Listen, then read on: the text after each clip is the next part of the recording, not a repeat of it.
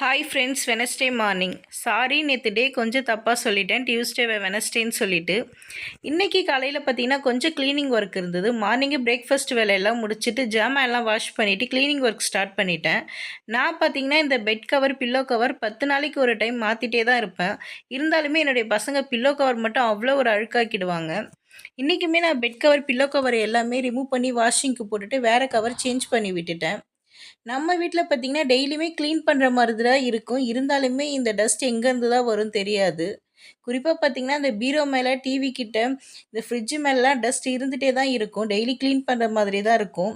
நானுமே இன்னைக்கு ஃபுல்லா எல்லாமே கிளீன் பண்ணிட்டு வீடெல்லாம் பெருக்கிட்டேன். என்னுடைய பசங்க பார்த்தீங்கன்னா, நான் எத்தன டைம் கிளீன் பண்ணாலும், தொடச்சாலுமே சரி அழுக்காக்கிட்டே தான் இருப்பாங்க. நானும் தொடச்சிட்டே தான் இருப்பேன். குறிப்பா இந்த டாய்ஸ் சொல்லவே வேணாம். நான் எடுத்து எல்லாமே பேஸ்கெட்ல வச்சுட்டு கிளீன் பண்ணுவேன். மறுபடியும் எடுத்துட்டு வந்து கொட்டுவாங்க. திரும்ப எடுத்து நான் பேஸ்கெட்ல வைப்பேன். மறுபடியுமே எடுத்துட்டு வந்து கொட்டுவாங்க. இதே தாங்க டெய்லியுமே நடக்குது. உங்க வீட்ல இருக்க குழந்தைங்க இப்படி தான் இருக்காங்களான்னு சொல்லிட்டு கமெண்ட் பண்ணுங்க. நம்ம வீடு பார்த்தீங்கன்னா, வாரத்துக்கு ஒரு முறை டீப் கிளீன் பண்ணணும். மாசத்துக்கு ஒரு முறை டீப் கிளீன் பண்ணணும். இந்த மாரி நம்ம கிளீன் பண்ணிட்டே இருந்தீங்கன்னா, நம்ம வீடு எப்பவுமே பளிச்சுன்னு டஸ்ட் இல்லாம நல்லா கிளீனா இருக்கும்.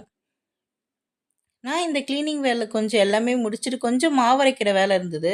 அதையுமே அரைச்சு முடிச்சுட்டேன். இந்த ஆர்கனைசர் பார்த்தீங்கன்னா, நான் மீஷோல ஆர்டர் பண்ணியிருந்தேன். ரொம்ப நல்லாயிருக்கும். திங்ஸ் எல்லாமே வைக்கிறதுக்கு ரேக் ரேக்கா. ஆனா இது கொஞ்சம் ஷேக் ஆகும். தொட்டா போதும் கொஞ்சம் ஷேக் ஆகும். ஆனா ஆர்கனைசர் நல்லாயிருக்கு.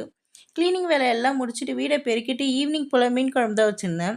என்னுடைய காலேஜ் மேட் ஃப்ரெண்ட் ஒருத்தங்க வந்து மீன் குழம்பு ரெசிபி கேட்டிருந்தாங்க. ஸோ அவங்களுக்காக இது.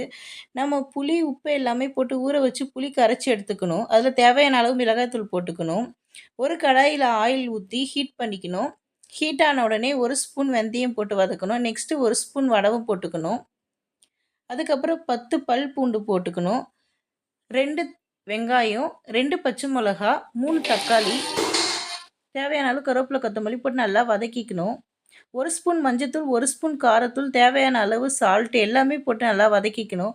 அப்புறம் நம்ம கரைச்சி வச்சிருக்க புளி கரைசல், மிளகாய் தூள் போட்டு நல்லா கொதி வந்த உடனே மாங்காய், மீன் 2மே போட்டு ஒரு கொதியில நிறுத்திடுங்க. மீன் குழம்பு நல்லா வாசனையா இருக்கு. நீங்களும் இத ட்ரை பண்ணுங்க. இந்த வீடியோ புடிச்சிருந்தா லைக் பண்ணுங்க, சப்ஸ்கிரைப் பண்ணுங்க.